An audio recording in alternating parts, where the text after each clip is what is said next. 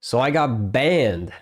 Take a look at the next 3 minutes here just to show you exactly what went down, and we'll talk about it afterwards. So stay after the games and you'll hear my thoughts. Yeah, never mind. But yeah, you have this.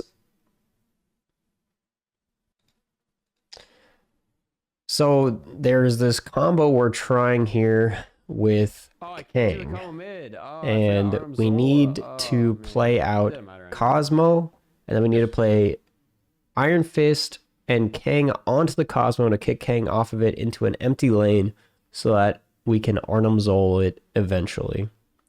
So as you can see in these games, there are a lot of problems with getting the circumstances to line up. We have a lot of leeches coming out, and there's a lot of locations that just don't work with this combo, whether that's anything that can stop destroying or anything that locks you out of the lane. So we had to do this many times before we got to this game, and just watch and see what happens. There's a chance. We need Cosmo on the straw. Chat, it might be happening. Let's go!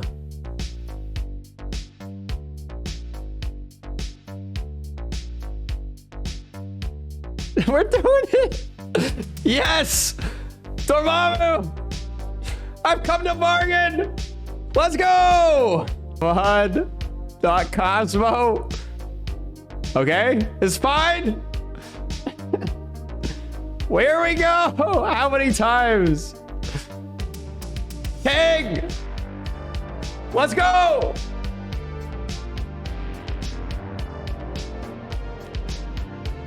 Here we go! Here we go! How many times? I don't believe you. I'm confident. To stay. We are winning. He will never give up. He's probably set up a bot already to do this for him.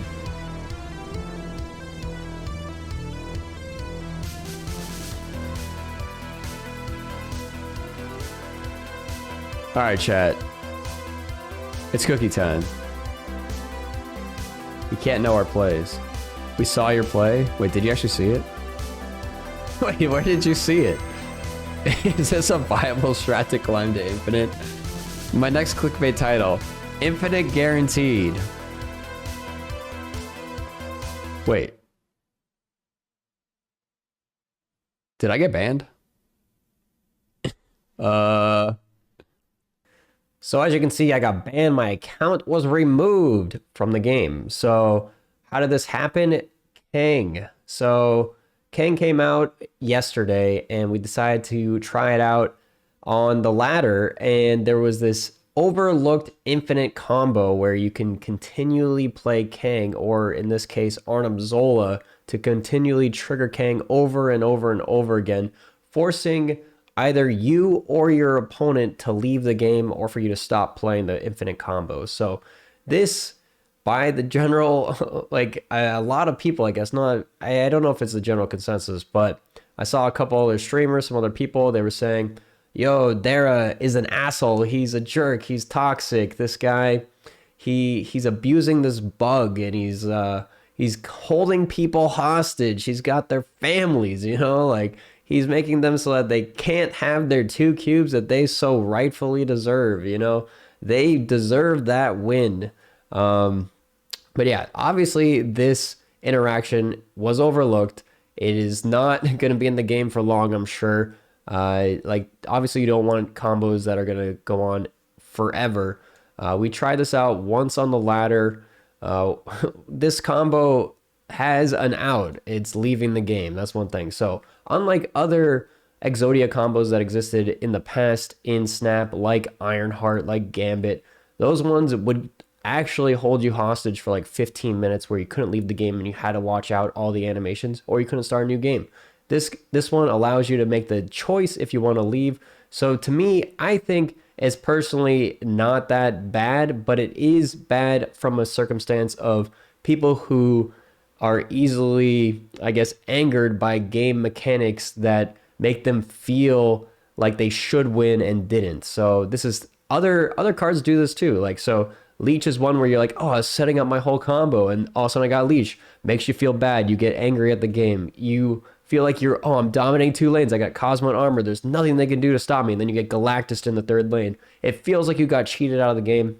The same combo would make you feel like, ah, I have 40 power and 30 power in 2 lanes. This guy has no power. He has like 5 power total. And all of a sudden, he's locking me out. Oh, man, I'm not going to leave this game because I'm winning, you know?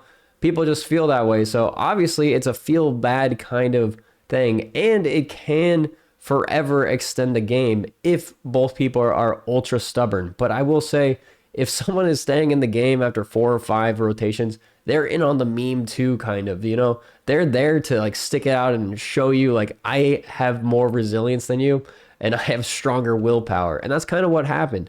So I went on to the ladder with this deck. I knew this deck is not good. Like you're going to lose cubes with this deck if you try and play it and try and use this combo. It is not something that can be abused to actually climb the ladder. It does not give you an advantage over your opponent. So just real quick, taking a look at the terms of service. Let's take a look at this real fast. So on the terms of service for Marvel Snap, they have this line that you cannot use any exploit, cheats, bots, hacks, bugs, errors, or design flaws. This is probably more likely a design flaw than a bug, error, or hack or cheats or anything like that. It was overlooked in the design, but they say to use these to obtain unauthorized access to the service or to gain an unfair advantage in play. I would say that this is not an interaction that gives you an unfair advantage just because it kind of sucks. But if it became obviously like a deck that could be abused on a consistent basis, like then this would be purely against TOS and should definitely be something that is bannable. I saw some people calling for my 24-hour suspension for doing this on the ladder. I would disagree just because I think that we went into this knowing it was not great.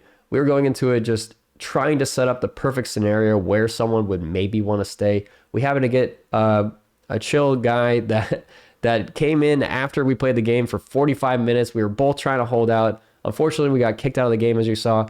We didn't get our account fully banned. It was just kicked from that game. And after that, the guy did say that he won. So when we got kicked, he didn't get kicked as well.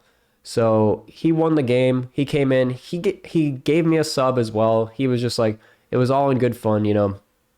Obviously, this isn't going to be the case on the ladder for the general population. Like, I don't think a lot of people will take this as being in good fun, but I don't see it being a huge problem. I don't see this being like game breaking where they have to disable Kang because people are going to be going abusing this on the ladder. I think if anything, if people are queuing up with these decks, it's going to be pumping the ladder, giving people pumping, in case anyone doesn't know, is giving people cubes basically from losing by just having bad decks or playing bad plays. So in this case, it'd be both. They would just be bad plays into bad decks because you're not going to be able to win with this. You're not getting an advantage. Hopefully they fix this soon. I do want this to be fixed so people can stop complaining, but there's also some more problems with Kang.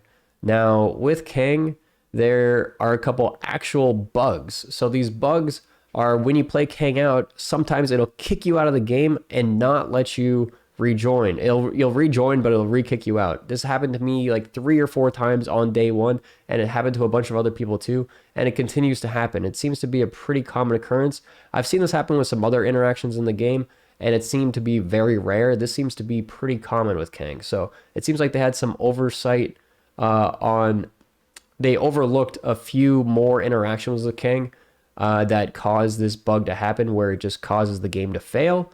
And then every time it tries to reload it up, it causes that same state to happen where you get kicked out again. So that is actually like not really holding your game hostage, but it is just making it completely unplayable when you play it out, which is actually a huge issue. I don't know all the interactions that cause that to happen, but it happened to me at least 3 times on stream yesterday after I had done this infinite combo. So hopefully they fix that as well. One other thing to bring up about Kang, a few people were concerned about the snapping with King. So you can snap on the turn with King, and then after it resets, your snap is also reset. So you can pretty much snap without any consequences. And I say it's not actually without consequence because you have to hold your snap back until you play Kang out, which means that you're not snapping on the earlier turns before you gain an advantage. And if someone is leaving the game on a snap with Kang, that means that they think they're losing. They think that you have a big enough play to win the game, and the board state basically backs that up, and they don't think they have it. So that means that you might be actually losing cubes out because you didn't snap earlier and lock in the earlier cubes because you got into a state where your opponent thinks that they're losing. So the King didn't really matter there because you could have snapped without the King. Really, the real benefit there is the information you get when they do stay in, because then you know that they have strong cards to be able to play out. And if you played it on turn 5 or turn 6 with that snap, you do get to see what they play out as well. So it is pretty strong on turn 6, but it's called a boomer snap for a reason, in that you don't want to be snapping on turn 6 most of the time. So I don't see that being a huge issue. I see a lot of people calling that out and saying, oh, this is going to be game breaking. This is going to be bad for the game in so many different ways. It's worse than Magic was when it was turn 6. They say all these things. I disagree.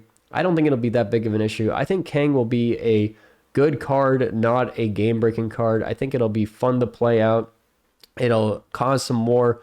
I had some fun mind games with the card yesterday where we would snap on the turn with King, and I had no winning play, and then they would stay in.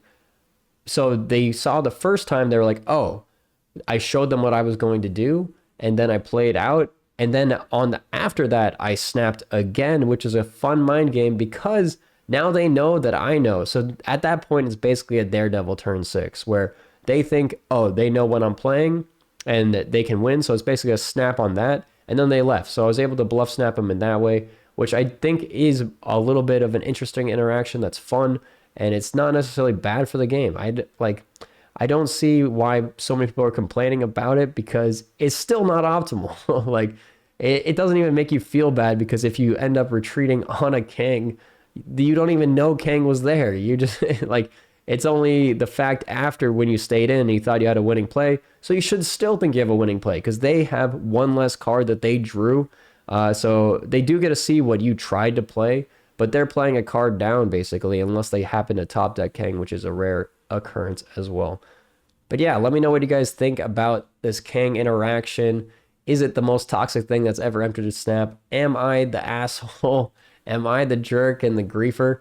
You have to grief yourself in order to play this out. So I obviously, if I'm the griefer, I am also griefing myself, and I'm teaching everyone else to grief themselves, you know?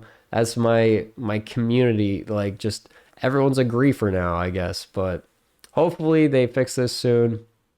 But yeah, let me know your guys' thoughts. See you guys next time.